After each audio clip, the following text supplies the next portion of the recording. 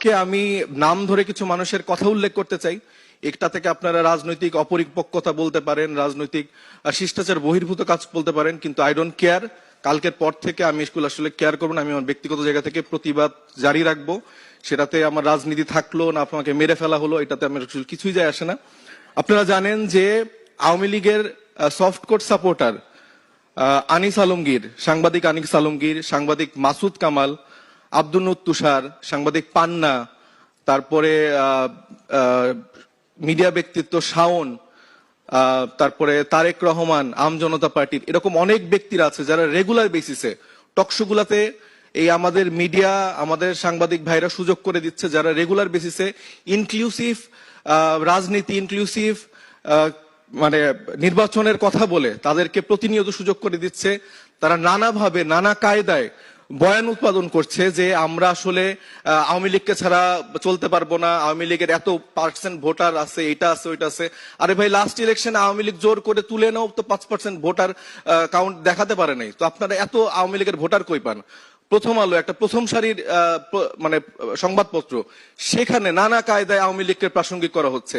একটা ফাঁসির আসামি, একটা খুনি, যেই মানুষের হাতে 1400 মানুষের রক্ত লেগে আছে, সেই খুনিকে আপনারা কোনোভাবে ডাটা ড্রিভেন ভাবে, মানে কোন 1400 মানুষকে আপনারা সেই স্যাম্পলিং করতেছেন 1300 মানুষের, সেটা কি গোপালগঞ্জের নাকি যে তিনি হচ্ছে সম্ভাব্য প্রধানমন্ত্রী হতে পারে, কতজন চায়?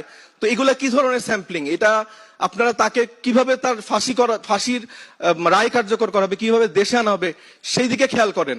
এই আনিস আলমগীর গতকালকেও সে সেলিব্রেট করতেছে, সে নেহেরি খেতে যাচ্ছে, সে ব্যাকগ্রাউন্ডে মিউজিক দিয়ে সে প্রোফাইলে তার হচ্ছে যে দুঃখ দুর্দশা দেখাচ্ছে যে আহারে হাদি খুব ভালো ছিল। আপনার এই আব্দুল নুর তুষার, উনি হচ্ছে যে বিভিন্ন কথায় এই গালি দেওয়া যাবে না, এই হাঁটুর বয়সী, এরকম বিভিন্ন ভাবে তরুণদেরকে ছোট করছে, জুলাইকে ছোট করছে।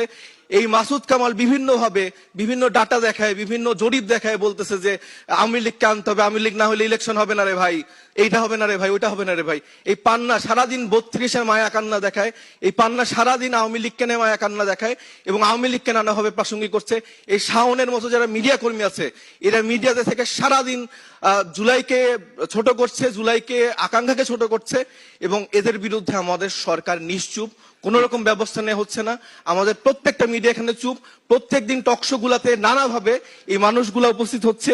এছাড়াও সাংবাদিক, শিক্ষক মহলে আপনারা জানেন ঢাকা বিশ্ববিদ্যালয় থেকে শুরু করে প্রত্যেকটা পাবলিক ইউনিভার্সিটিতে এই জুলাই গণ অভ্যুত্থানের সময় যারা আওয়ামী লীগের দালালরা ছিল, তারা কিভাবে দলের দলদাস হয়ে এই জুলাই গণ অভ্যুত্থানে এই মৃত্যুগুলা ঘটানোর পেছনে দায়ী ছিল, তারা আবার নতুন করে ক্লাস